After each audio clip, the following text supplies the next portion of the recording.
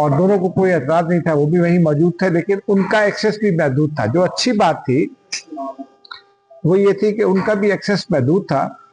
लेकिन सहाफ़ी जो है वो ज़रा सी इंडिकेशन पर ही जो है वो चीज़ों को खंगालता है और फिर अपने ज़राए से बात करता है, क्योंकि जो अंदर से मुज़ाकरात के उनके अलावा भी तो कुछ लोग ऐसे थे जो प्रीवी थे, और उन दोनों का राब्ता भी था, माफ़ कीजिएगा, उनसे जो प्रीवी थे इन हालात से। और क्या डिसाइड करके आई थी वो टीम ईरान की, या क्या डिसाइड करके आई थी वो अमेरिकी टीम, ये उन साथियों को पहले से इल्म होगा यकीनी तौर पर। इसी वजह से पाकिस्तानी मीडिया में जिन लोगों ने एफर्ट की उनको कुछ ना कुछ इंफॉर्मेशन मिलती रही। फिर हालात किस तरह प्रोग्रेस करते हैं,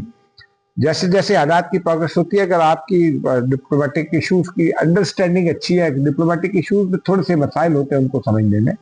अगर आप उन डेवलपमेंट्स को पूरे सब्र के साथ देखें, उनका तजिया करें गैर जानिबदारी के साथ, तो फिर आपको समझ में आती है कि मामला कहाँ जा रहे हैं, लिमिटेशंस क्या है, इसमें कौन सी पार्टी का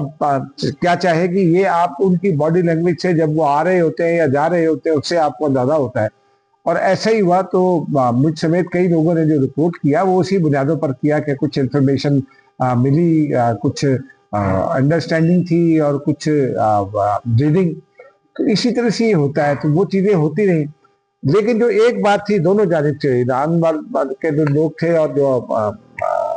अमेरिका के लोग थे, उनका ये कहना था कि जो ट्रजेक्ट्री है वो पॉजिटिव है, बॉडी लैंग्वेज बड़ी पॉजिटिव है। जेडी वैंस जो है वो इस उम्मीद के साथ आए थे कि वो पॉजिटिवली जो है इन मुज़ाकरात को कंक्लूड करें, लेकिन उनके पास हतमी इख्तियार नहीं था। जो बुनियादी बात है, जो बुनियादी फ़र्क था, वो उनके पास हतमी इख्तियार नहीं था। इसलिए उन्होंने बताया कि उन्होंने इस दरमियान में जो 22 घंटे के 24 घंटे की गुफ्तगू उनकी हुई,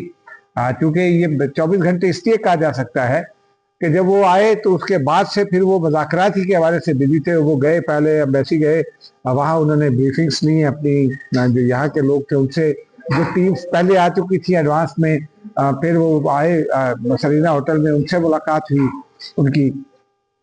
और उसके बाद फिर उनकी प्राइम मिनिस्टर से और आर्मी चीफ से मुलाकात हुई, उसमें इसाकदार भी थे। तो ये एक सारा अमल चल रहा था कल बहुत अर्ली मॉर्निंग से ना, और चूंकि वो यंग है, एनर्जेटिक है, तो वो जरा थके नहीं। इसी तरह ईरानी वफ्द भी जब आया था, ईरानी वफ्द चूंकि एक रात पहले आ गया था, उनकी अपने लोगों से यहाँ जो